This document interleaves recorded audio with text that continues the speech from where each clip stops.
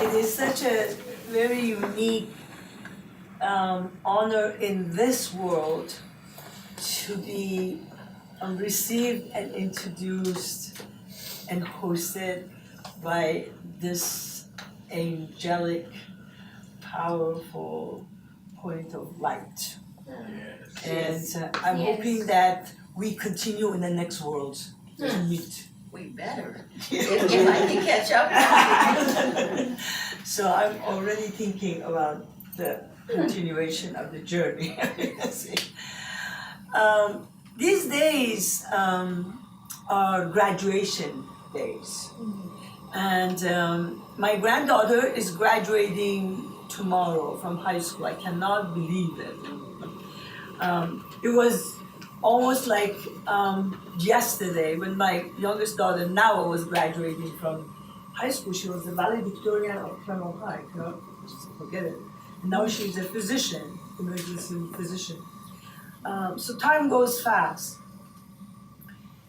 I saw last week on TV a whole series of very well-known people giving commencement lectures for graduation, including Hillary Clinton and the head of Google, all these famous people, trying to give the essence of their wisdom to the upcoming generation who is going to be conquering the world and setting the stage for future of humanity. And I was just listening, and I remember this one story that many years ago I read it and just stood with me. There is an answer to it, but for me there is a bigger question in it. So the story went that this shepherd was helping graze his sheep. And all of a sudden, as he was looking down and walking with his stick, as you can imagine, the shepherd, and he saw this most unusual looking flower in the ground between the rocks that it was so fragrant that he couldn't help but to want to bend and reach out and take this flower and bring it to his nose. And the minute he bent and went forward, the ground opened before his eyes, and there were a whole lot of jewels and pearls and glittery stuff. And he was very struck. What in the world was that? And he started collecting these jewels, and he didn't know where to put all of them. And all of a sudden, a voice came from somewhere, says, "Don't forget the best." So he said, there must be some better stuff. This is not really what it is. Then he started searching and everything like that. Oh yeah, bigger, greener, brighter, rather shinier. He just started collecting again and again and again. As he was ready to he had had enough, he heard a voice again, "Don't forget the best." And thinking, there must be something I'm not seeing around here. Looking around and all, anyway, after all, he spent a lot of time. Every time he wanted to just be done with it, he heard the voice, "Don't forget the best." Then he stopped, and then all of a sudden he remembered the flower. Where's the flower? He thought. And he couldn't find it because it was trampled under his feet, and as he was digging these stuff around and moving these rocks about, he basically smushed the whole thing. He just couldn't find it anymore. It was there. The person who shared that story was trying to tell the students that life has certain things that you need to make sure you take it with you before you depart for the journey. And was trying to tell the students that money and glitter and jewelry and whatever material stuff is not what you would call the best at the end of the journey. Obviously, he wasn't thinking about the beginning of the journey. I kind of reminded me of many students, and Valerie, my beloved friend, young friend that I now realize we have spent almost more than 6 years together, and now his wonderful, most loved other wing to be sitting next to her. He's just as nice. I see in the interns I hire from colleges, after they finish their education,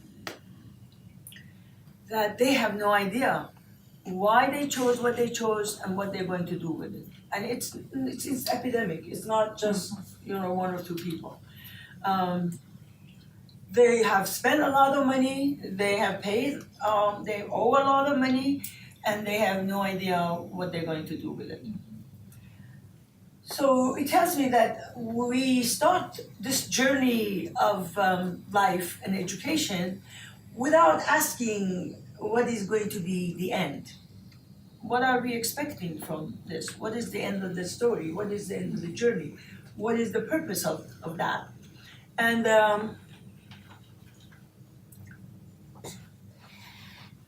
I somehow see that in our ordinary lives, as we go through the journey, we take it one step at a time.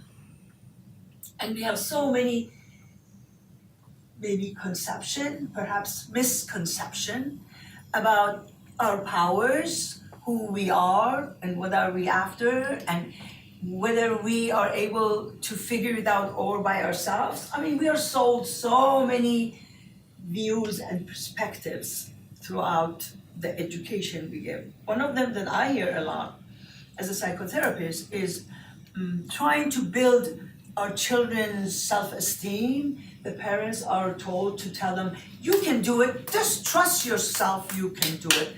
Just rely on your own self. For me, as a therapist, as a Baha'i therapist, that cannot be farthest from reality and truth. Rely on your own self, trust yourself. I asked them, who is our worst enemy by any measure? Yourself. I mean, literally everybody knows. Who is it? Yourself. It's the person who travels with us all the time.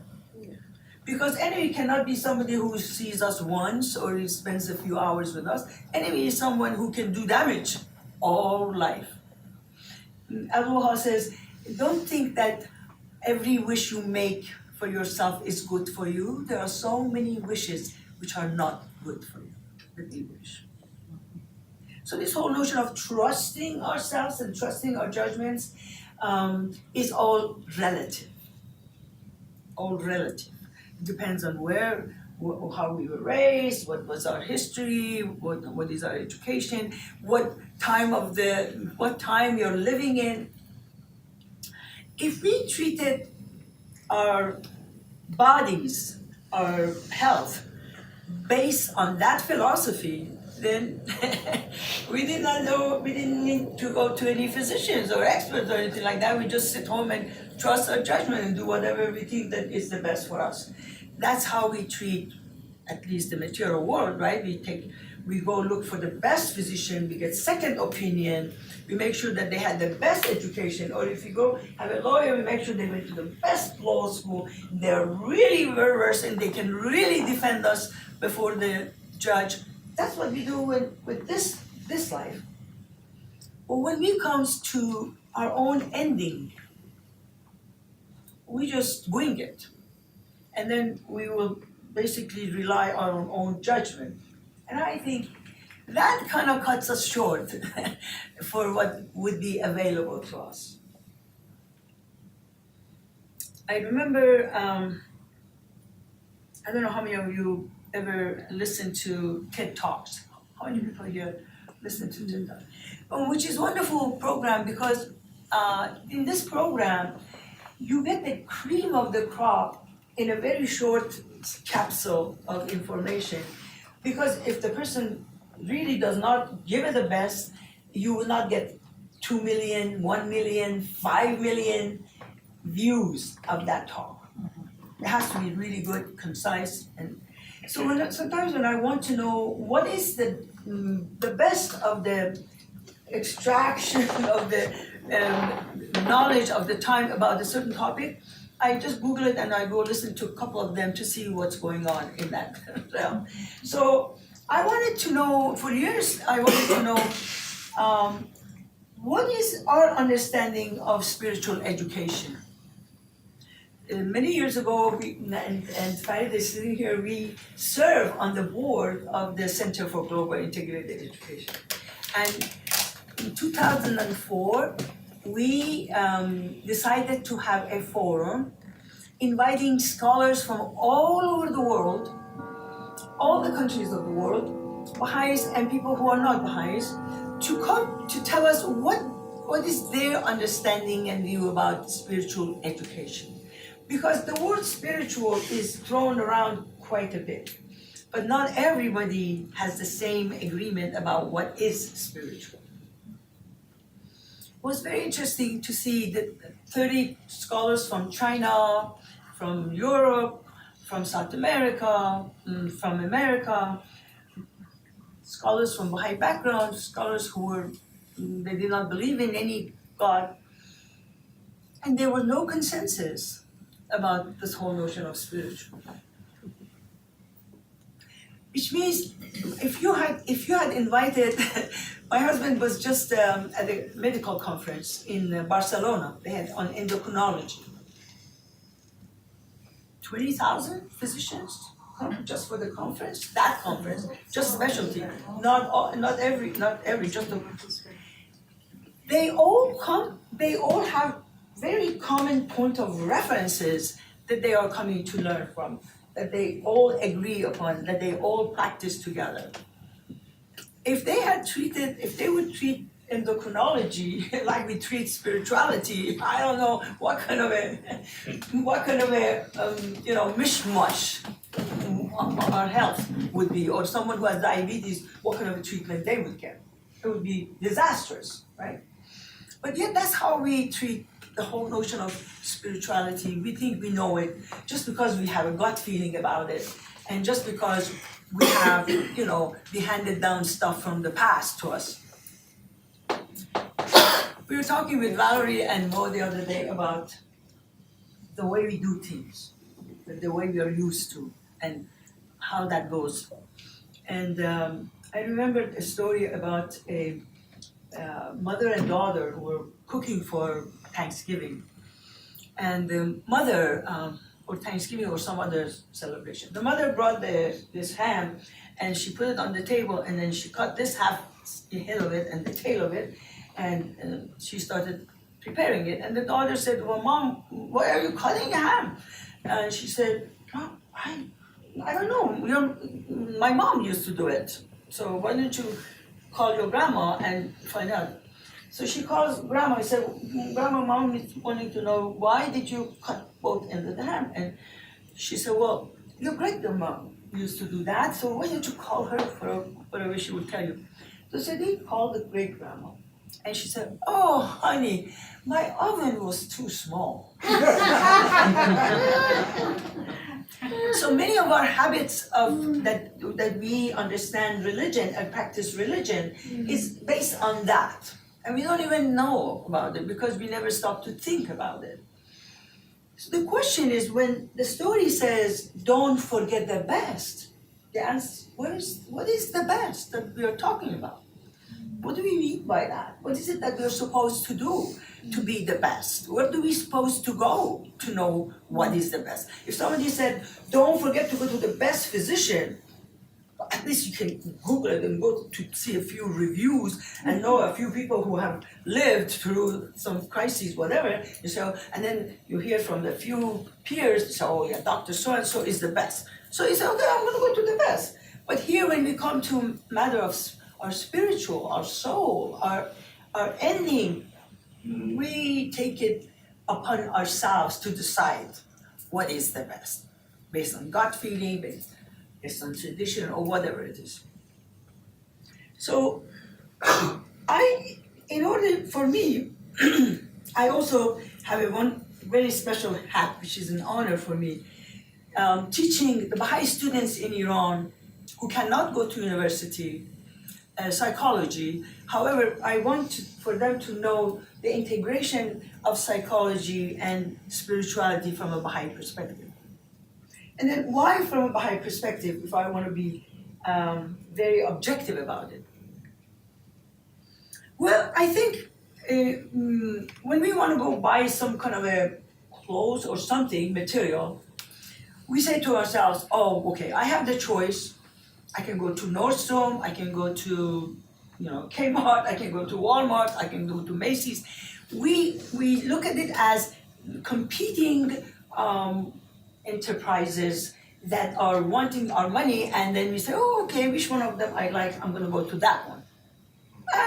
There's no harm, whatever you get, you're gonna be wearing it. I think a lot of us look at religion just like that. Should I go to Macy's or am I going to go to Nordstrom? Which one I like? This church, that church, the other church, which one I like? And then the final judge is us, basically. If you say, okay, if that's the way you treated medicine, I don't know what would you end up, maybe with a shaman or something like that, and people do that.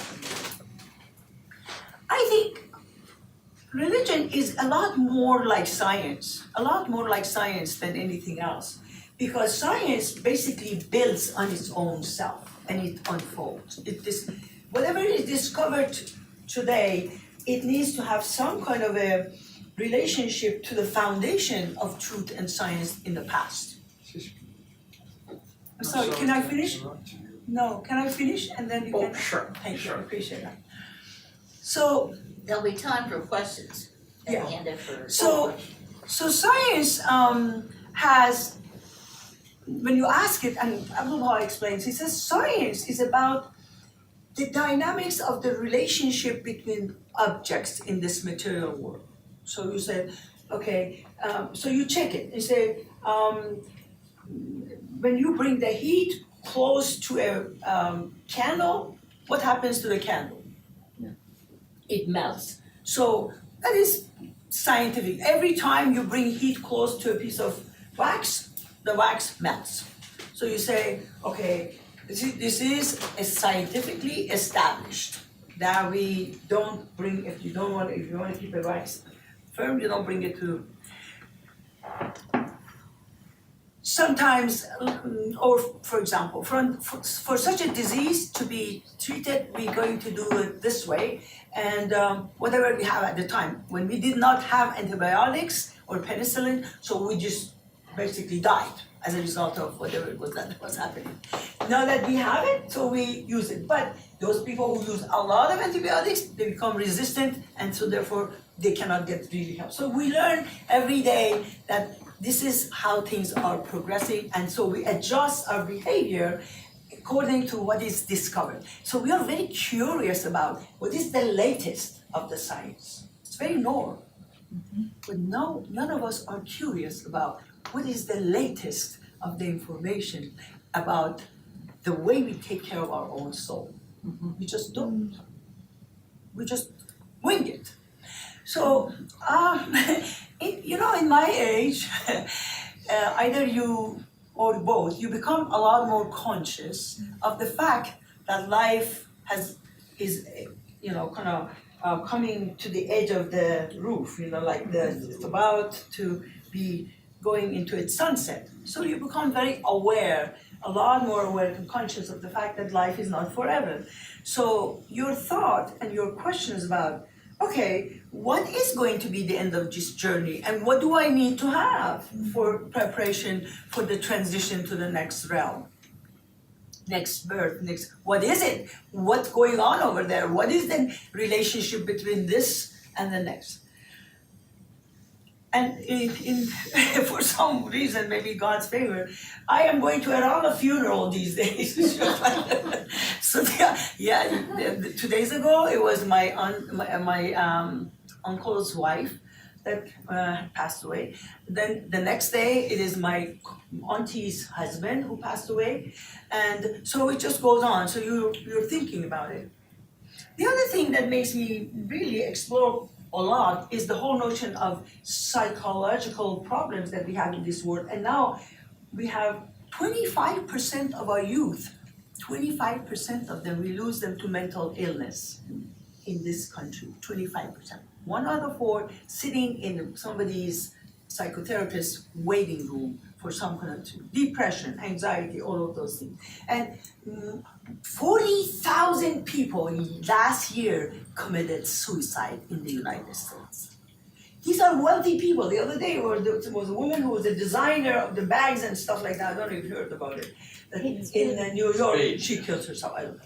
Then we had the food person in traveling. Yeah, and he killed himself at age 60. 40,000, that's a lot of people of capacity that we are losing, and we have to ask the question, why?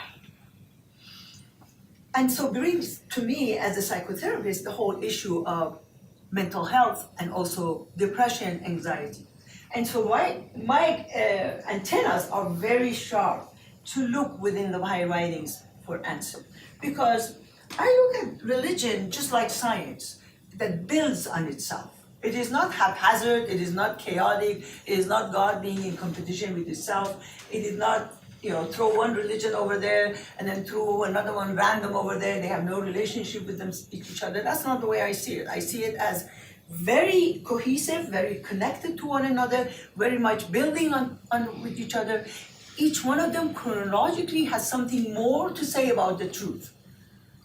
The one that came before has less to say about the truth from the messenger, more to say about people who kind of guessed about it and they kind of added to the whole stuff as they're guessing this is the way and this is the way, and it became a whole conglomerate of people's opinions, not really the teacher's truth. So as time goes on, every religion goes farther and farther from this essence, from this source. It gets covered with a lot of cover by people who belonged in there, and they added to it. And you cannot even recognize anymore where the light is underneath of this whole shape. Well, so I go into the Baha'i writings because this is the most recent. This is only 170 some years old.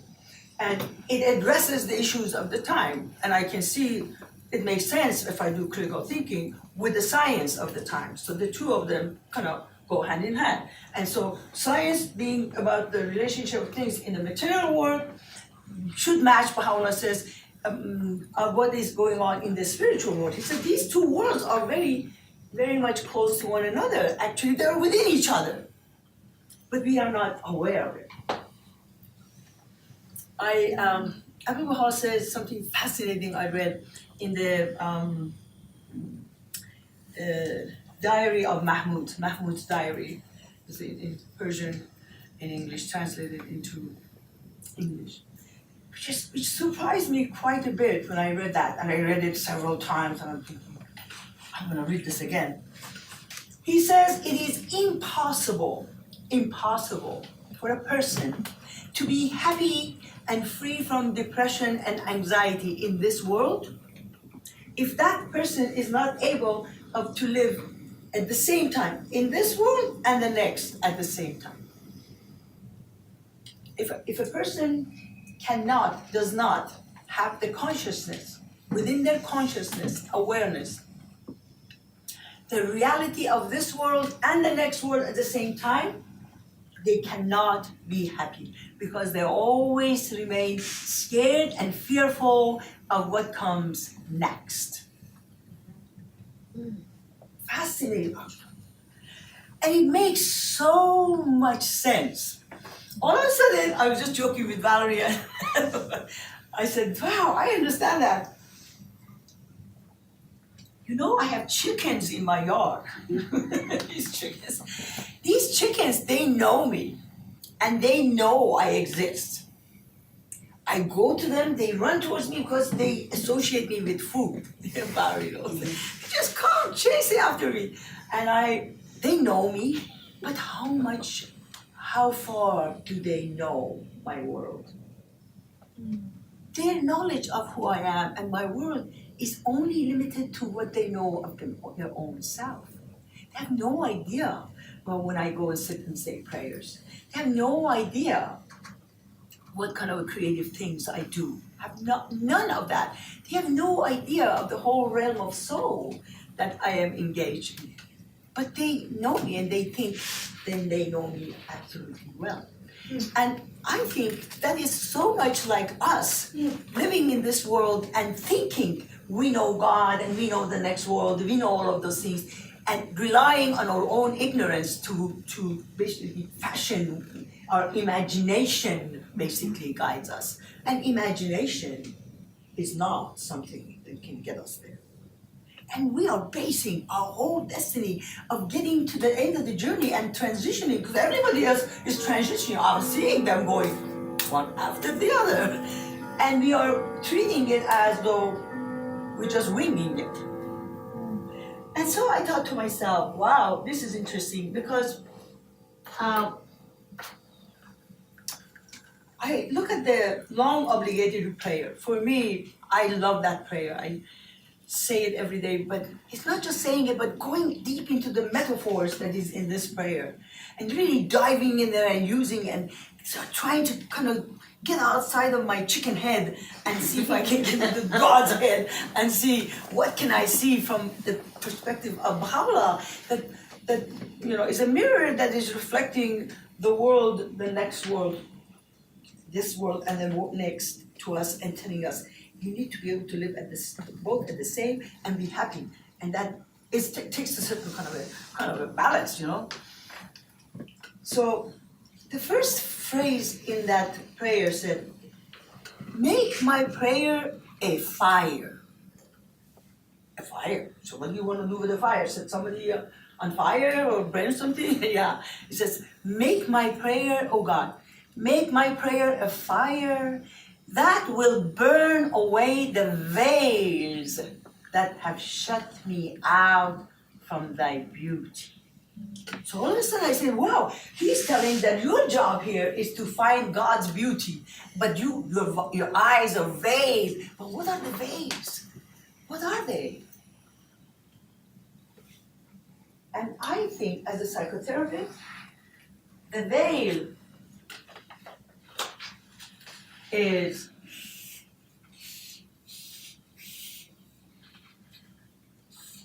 let me just draw this five-pointed star the way I always do crooked. So this is our senses and sense perception.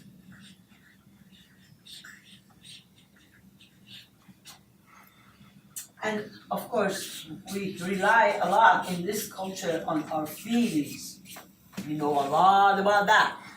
And then our intentions. What do we want? What do we desire?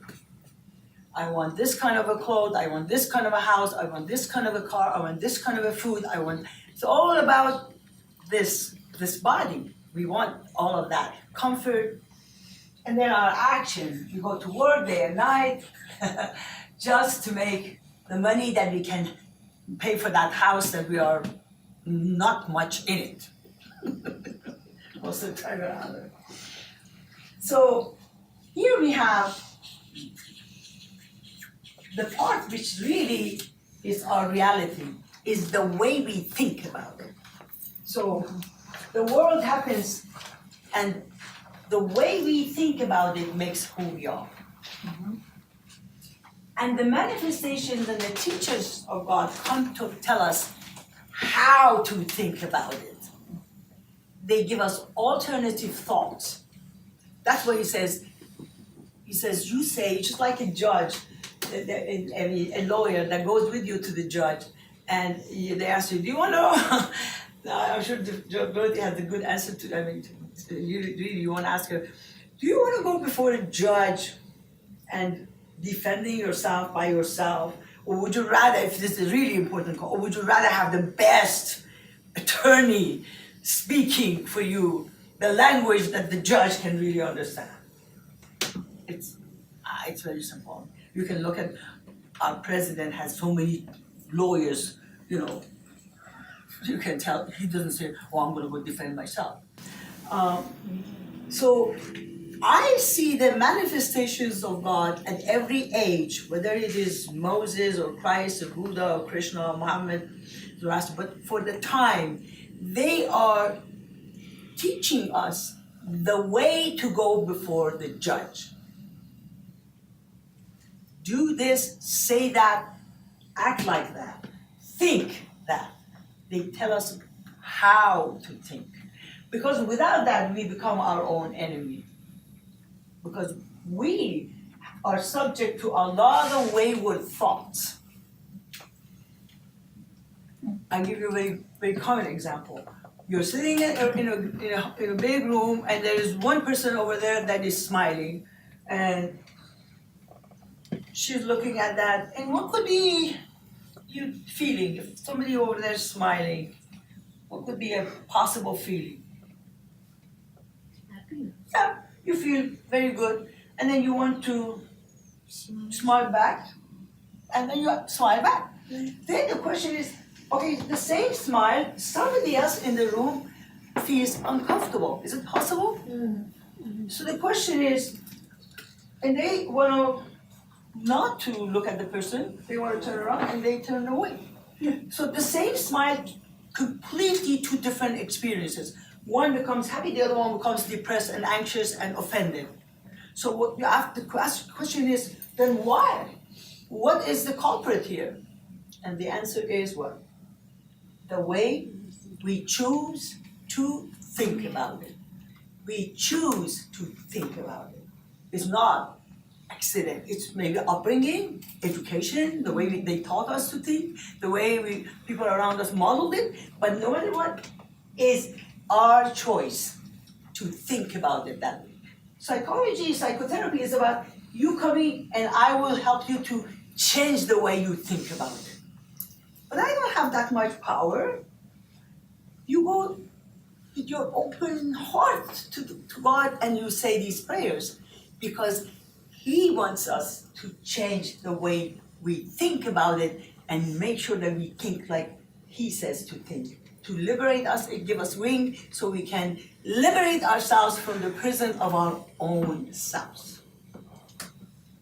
Now, so make my prayer a fire that will burn away the veils that have shut me out from thy beauty, and a light that will lead me unto the ocean of thy presence. He says, this is your goal.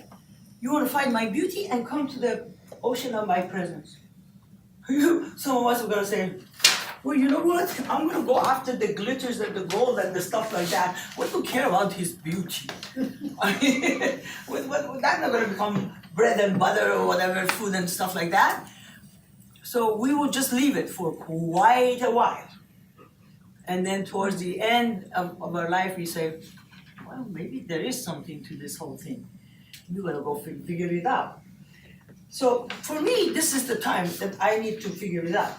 So I go to the Baha'i prayers, and especially the Baha'i prayers for the departed. Because I'm thinking, in these prayers, the guy or the woman is on the other side now. Whatever they did here, whether they trembled over the flower or whether they collected the glitter or whatever it is done.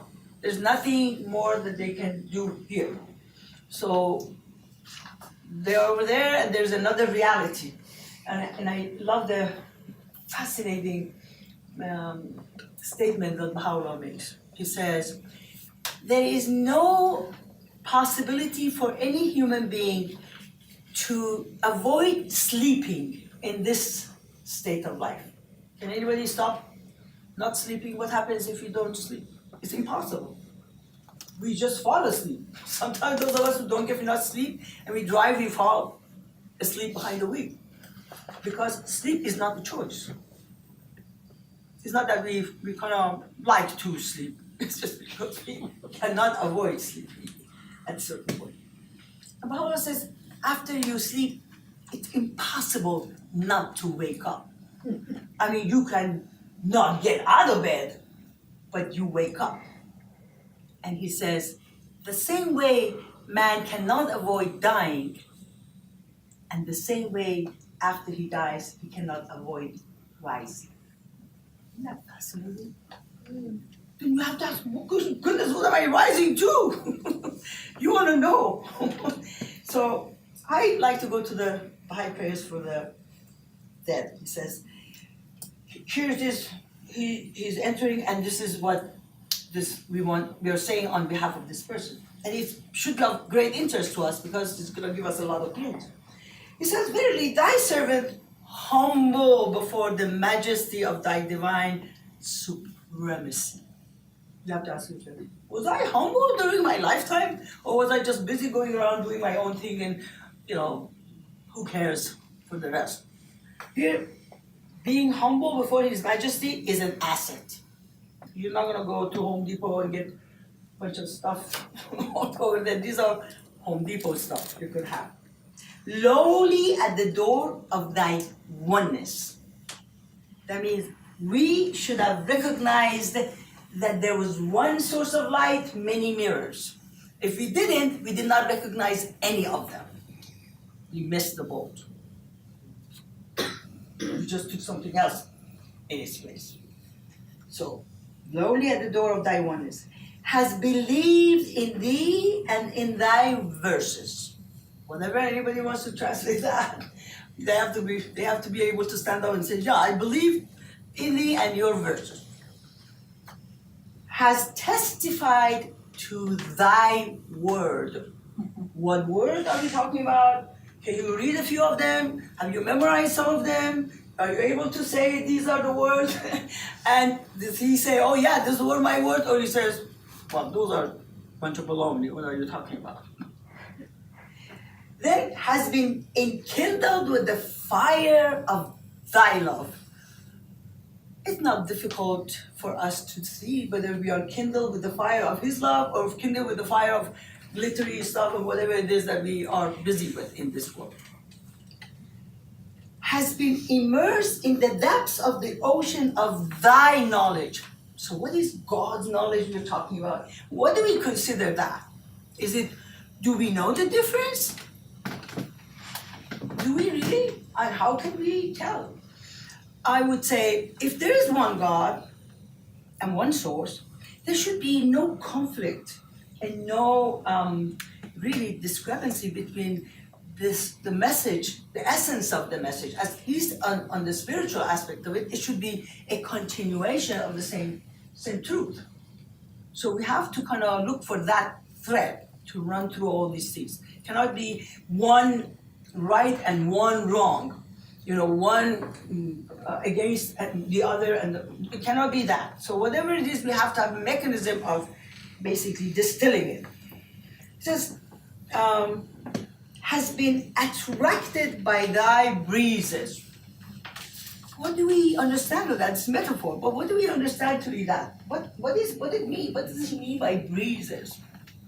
Because this is our roadmap, this is our navigation, this is our recipe to get there, to be able to present ourselves. I'm sorry, I had no idea, I just was completely has relied upon thee. What kind of evidence do we give that we did rely on you? When this happens, when that happened, when difficulty came, when life was easy, how did I rely? How do I remember that? What did I do? Because we take our memory with us, by the way. According to Baha'u'llah, has offered his supplications to thee. So did we really supplicate sincerely, or did we do just lip service? Did we really stir our hearts? Do we remember those moments? Are they memorable? Has been assured of thy pardon and forgiveness.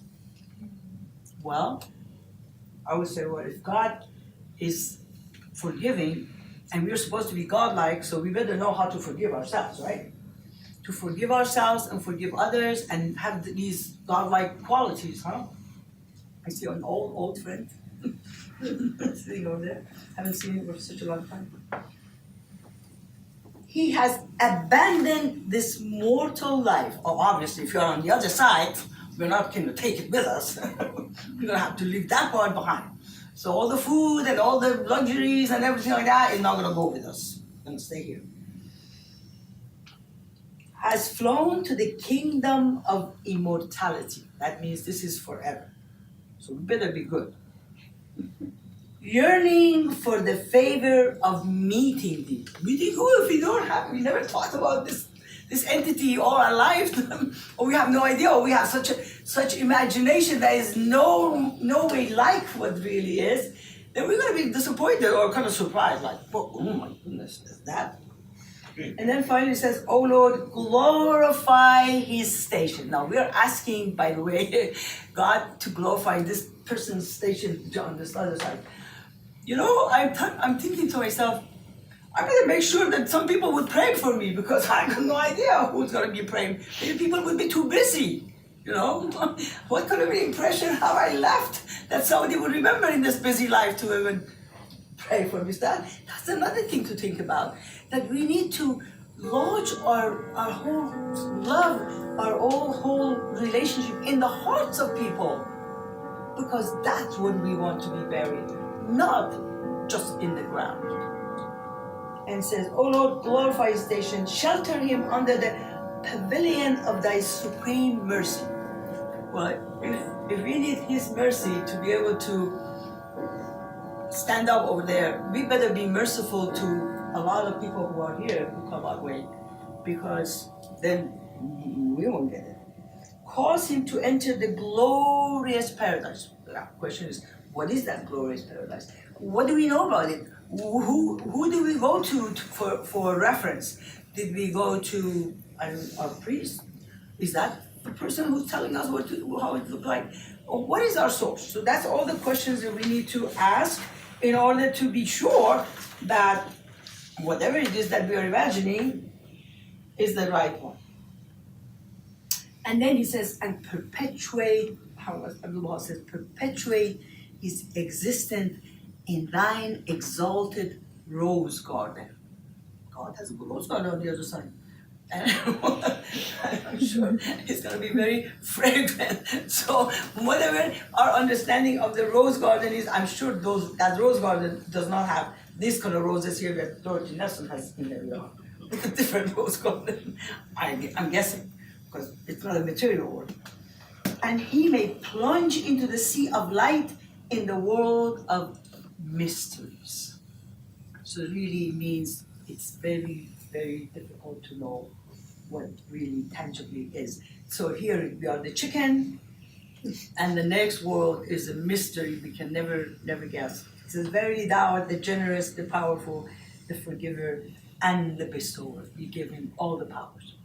So this is just one of the prayers that for the departed that I like to read it, and every time I read it, I hope and pray that I get some more insight into how is it that I need to prepare, and what is it that I need to ask, and what is it that I need to do my critical thinking and say, no, I'm not going to do that today. I'm going to do this. I'm not going to spend my time over there. I'm going to spend my time over here, because time is not forever.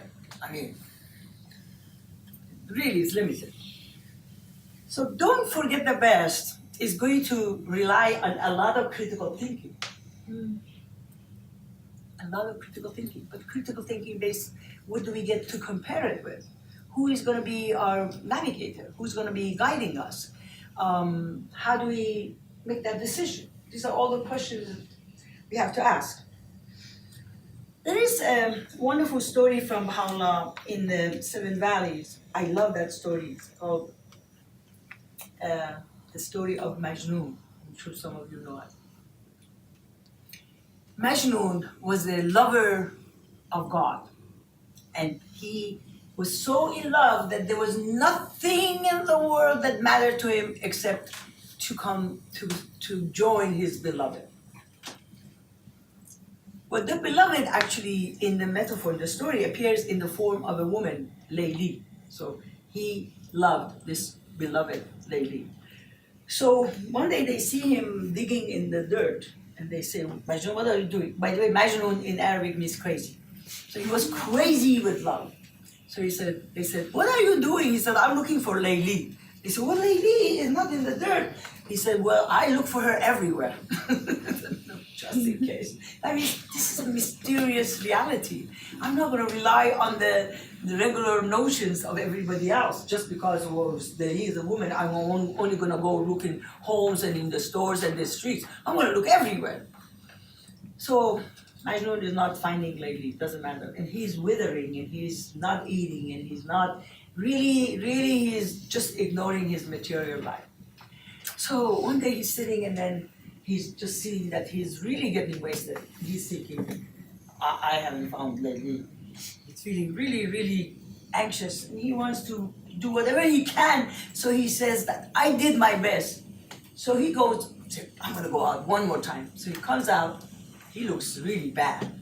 His hair is disheveled, his beard is old, his clothes are worn, and two policemen see him in that kind of situation and they think, oh, this guy is up to some trouble. And they're feeling very worried for the rest of the community. They wanna make sure that this guy is behind the wall. So they start chasing Majnun. And Majnun sees the two policemen coming, he's thinking, oh my goodness, these are the two angels of death chasing after me. And he's feeling what? Scared, and he wants to run as fast as he can, and he never realized he had the power to run that fast. All of a sudden, we know how it is when we are in some kind of a crisis. We have certain powers coming from somewhere, we had no idea. So he starts running, and he's cussing at these two and God. God, what kind of a God are you? You are sending to these two angels of death after me? And he's very upset with his destiny and his condition. And I know all of us have come to some time in our life that we feel that way. So finally, to make it worse, he comes across a tall wall. There behind him, the two watchmen chasing the wall in front of him, his weak body. He hasn't found Layli, doesn't know what to do. And for some reason, he decides he's gonna give it all, and he scales the wall. And he never thought he could do it. He jumps on the other side, and there he sees Layli with a lantern in her hand, looking for her ring. Now, you remember, Layli was a metaphor for the divine guidance, for the divine love, for the divine union. So the minute he sees that, he thinks, oh, they were not the angels of death, those two watchmen. They were Gabriel. They made me run, get rid of myself. They made me conquer myself, kill my, physical self so I can really become free and really be able to become united with my beloved. Here, Baha'u'llah makes a very interesting, fascinating statement. He says, if man could only see the end at the beginning, he would have completely managed his life a different way, and he would have not had the same thoughts about different accidents and incidents as he had it without seeing the end. So the question is, where do we go to see the end at the beginning? Well, the good thing is we always need to ask questions and be aware that this is the chicken world.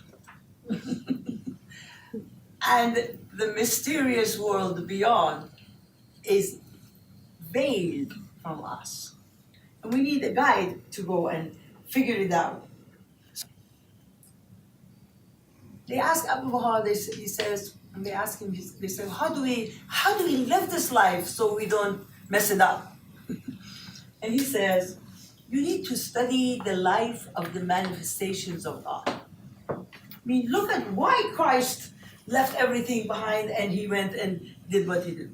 Why did Muhammad put himself in some kind of a danger that they chased after him? Why did Baha'u'llah leave his home, his luxury, his whatever, and he surrendered himself and his family 40 years of imprisonment in that God-forsaken place in Akka? Why did he do that? He said, when you reflect on that, you might think, hey, they knew something we did not know.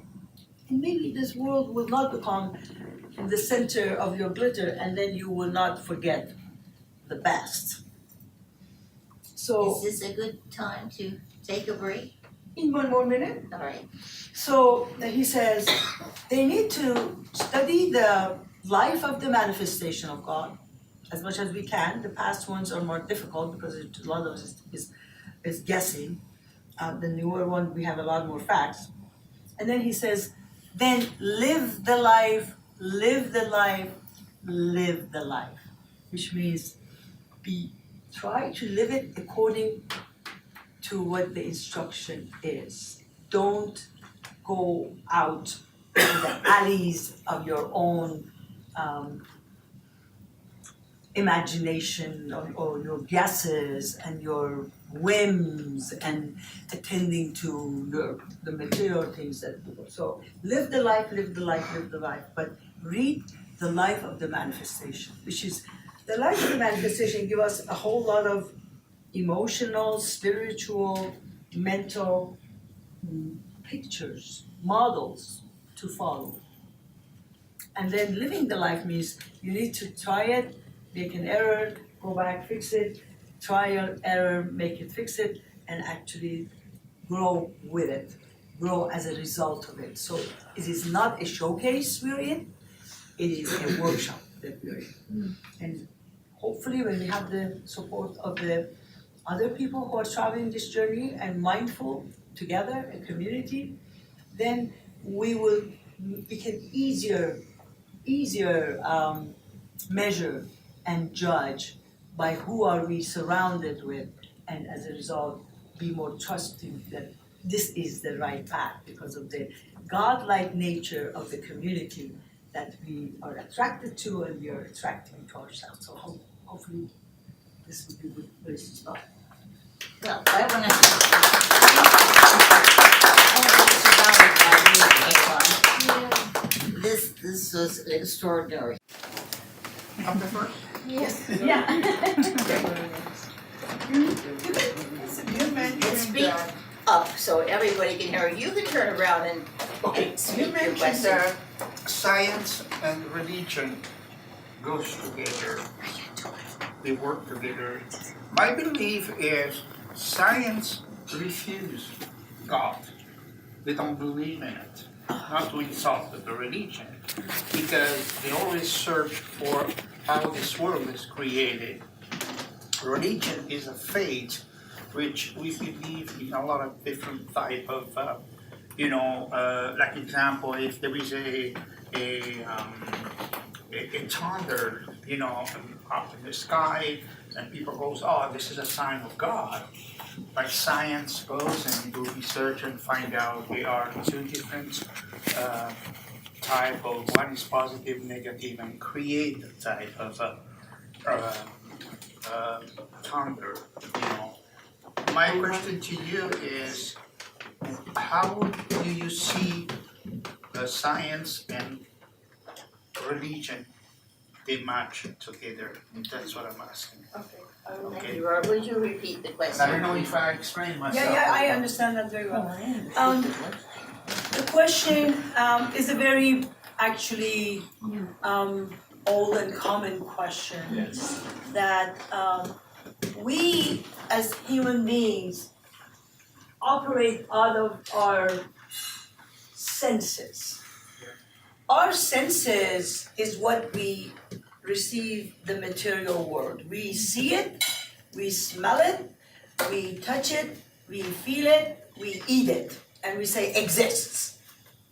And science is about examination of the relationship between these things. So you say, okay, you know what, every time you take a very hot chili and put it in your mouth,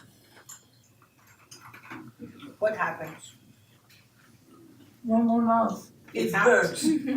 Mouth is gone. It burns, and then somebody comes and says, oh, okay, it burns. So let's see what's inside of this pepper. And then they kind of dissect it, examine it, and say, oh, there is some substance in all the peppers, and that is when you put it on your tongue, it basically tingles these nerves and whatever, and then you have the sensation of burning. That is science. It gives us, and every time you take that particular chili and put it on your tongue, or you touch it, or you put it on your eyes, it's gonna burn. So science says, you know, when you drink something which is stimulant, like tea, or anything stimulant, then your blood pressure goes up. Science says, you know, when you get angry and scream and yell, your blood pressure goes up. Because that has also to do with the body, but also it has to do with the juncture between the spiritual and the material. Because guess what? Our senses are five. What is it? Eye, smell, hearing, Taste, touch. but what is our thought? Is this a material thing, or it is something not material? Can you touch your thought? Can you measure your thought? Can you weigh it? Does not have any properties of the material reality. Your imagination, does it have something you can measure it? Does it have a way? Does it have a place you can go find it and say, oh, this is what the imagination is. So what is it? Abdu'l-Baha calls a thought, the imagination, the feeling, these are spiritual powers. Mm-hmm. And we as human beings have spiritual powers. Now I tell you something. There is a very interesting story. Animals can think. A lion will see a deer with its baby and say, oh, that looks good to eat. That's the thinking, right? The lion is thinking. And the lion is feeling what? hungry. Very hungry. And the lion wants to Eat it. has intention. And the lions can take action and Kill the jump over that poor baby deer and tear it apart. But the lion has never been given the possibility and the power of thinking about what he thought. He's never going to go back and say, that was not a very nice thing. You know what? I just absolutely made that poor mother deer very sad. They cannot do that because somehow creation has not given the animals the ability to reflect. And you have to ask, why that human being have this responsibility to reflect on their actions? And we know that thought is not something material. So then you have to ask the question, who is going to give us the laws that applies to the way we think, so we do not suffer the consequences of thinking the way that makes us miserable, because it does. Certain thoughts makes us miserable, and certain thoughts elevates us. So there is something about our spiritual reality that is subject to certain laws.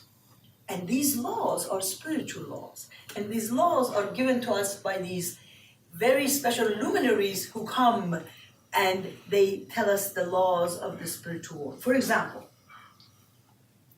what happens if I go around and start gossiping about other people? Which is violation of a spiritual law, right? Spiritual law that we have been told from the beginning, you cannot gossip. Look, he says, Baha'u'llah says in the hidden words, see no evil, hear no evil. He doesn't say evil doesn't exist, right? He said just don't see it. That means you choose not to see it.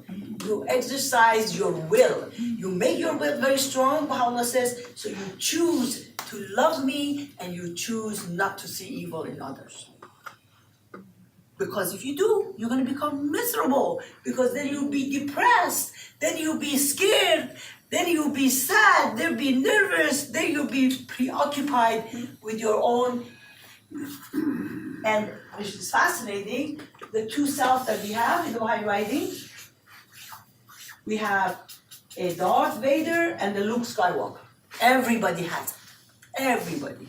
An animal self, which is like lions and cats and giraffes and whatever, is subject to the desires of this world. Eat, have sex, produce. That's really what the body is here to do, which is fine. But we also have the capacity to have a spiritual self. But this spiritual self needs to be developed. It's not going to come with us perfect like our body does, that has a journey of going through baby and then toddlerhood and then adolescent and then maturity and that kind of thing. It doesn't. Our spiritual self has to be deliberately awakened and worked on. And it is subject to the divine laws. And those laws comes with in the package of the different manifestations of God. Don't lie. Pray and meditate and reflect. But pray and meditate. If you pray, I know in my field people go and meditate. But can you imagine somebody closes their eyes and starts reflecting on whatever thought happens to them? They can go crazy, because we have a lot of wayward thoughts. Oh, I'm sitting in the wrong place. I wonder who's looking at me. Oh, gee, I wonder if so-and-so is here. And these are thoughts that occurs to our head. It's natural. It's very automatic. Baha'u'llah says, you need to be able to guide your wayward thoughts and purify them. But then you want to purify something. What kind of a sift are you going to use? Where is your sift? You purify it. You have to go to the source that is giving you the power of the thought, and then be able to purify it. So something is pure, something is not. We are ourselves. If we leave it to ourselves, we don't know which one is which. So I think what we forget is that there are spiritual laws, just like there are material laws. Material laws will help us to see there is a law of gravity. You know what? Doesn't matter whether you believe in it or not. Law of gravity exists. I know it, I benefit from not going and standing on the edge of the roof and bending too much, because my head is more heavy than the rest of my body and I'm going to topple down.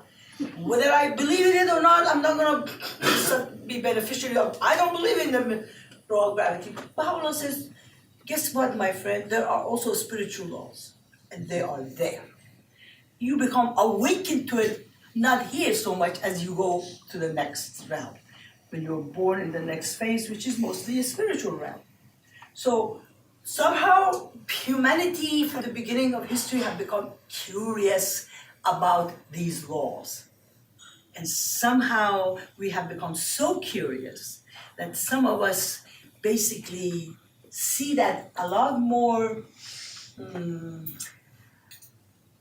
magnetic to us than attending just to our bodies and the way we, produce and reproduce and the way we eat and the way we, walk around. After a while, we just kind of, maybe as we get older, especially we get wiser about that.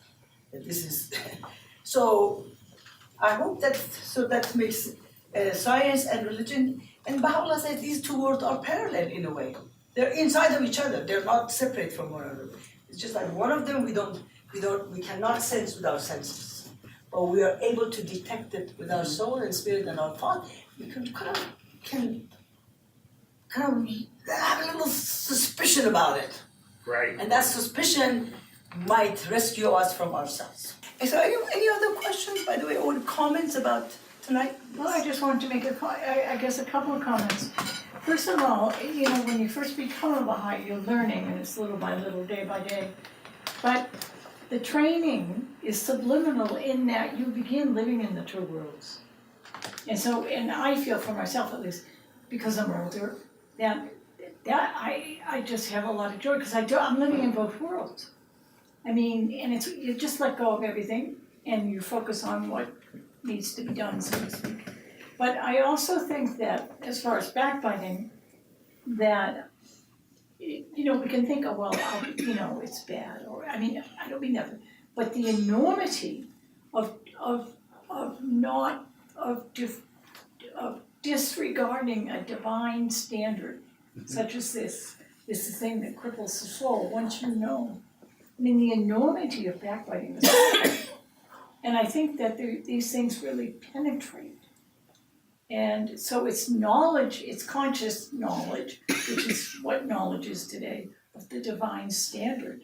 And luckily, we can get that whenever we open ourselves to. Well, for backbiting, you have to go to the principle. Oh, no, I know, The yeah, Baha'u'llah gives us. He says yeah,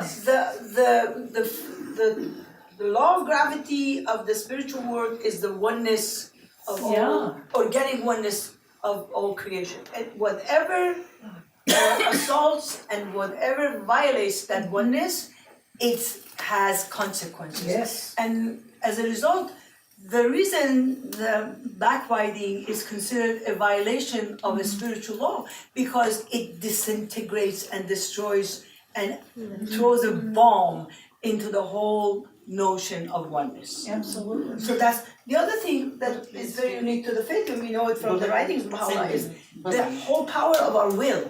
That love me that I may love thee is a law.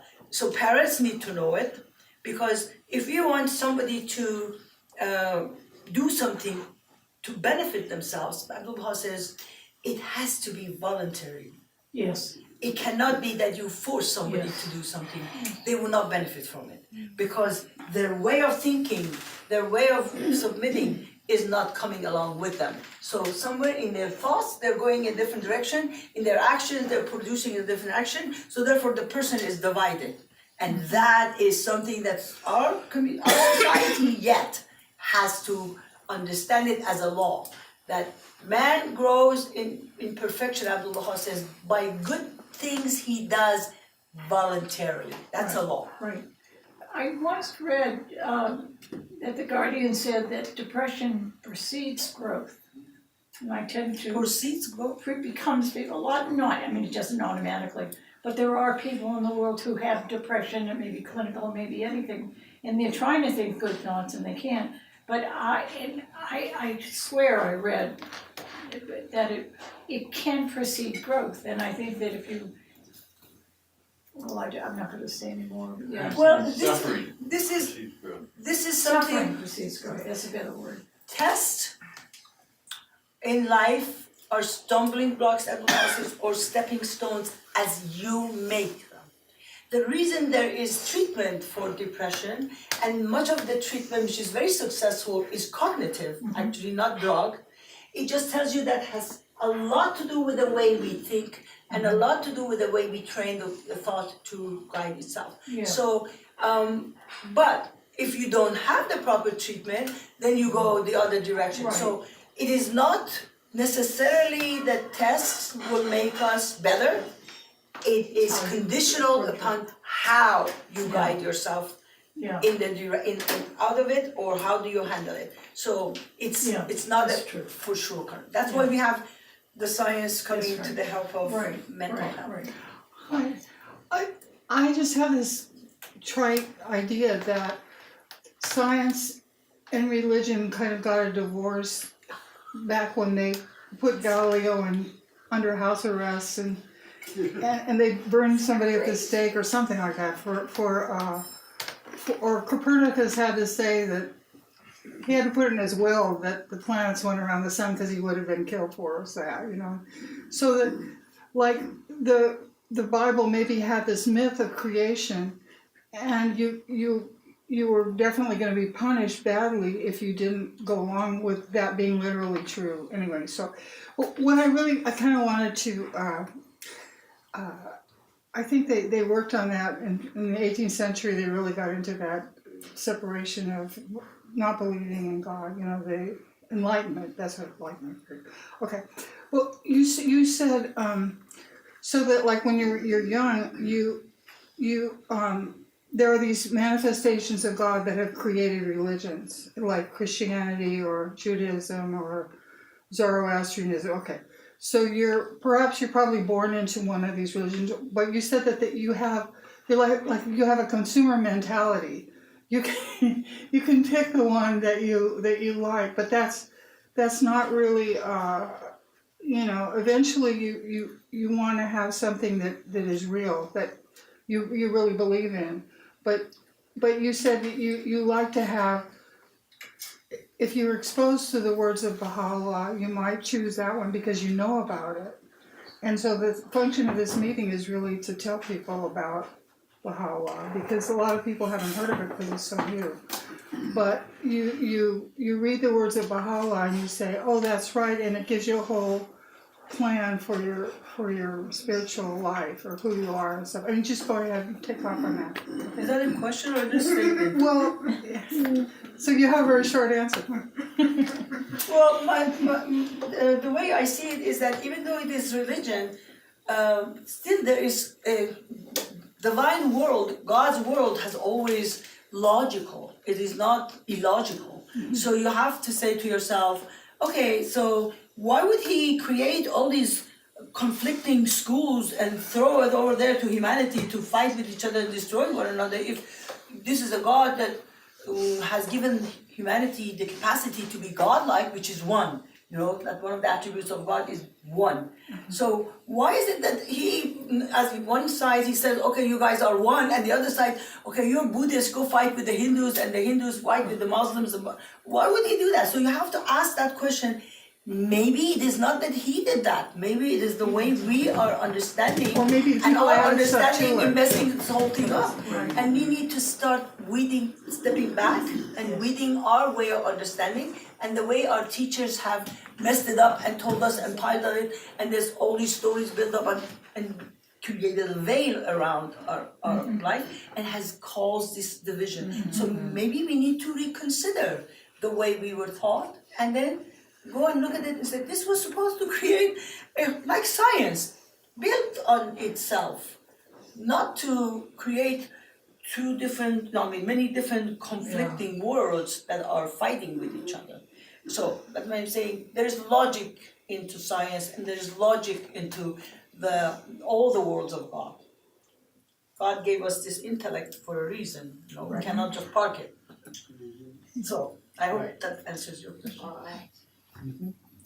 Well, when I was investigating the faith and reading the gleanings, and I was thinking about thoughts,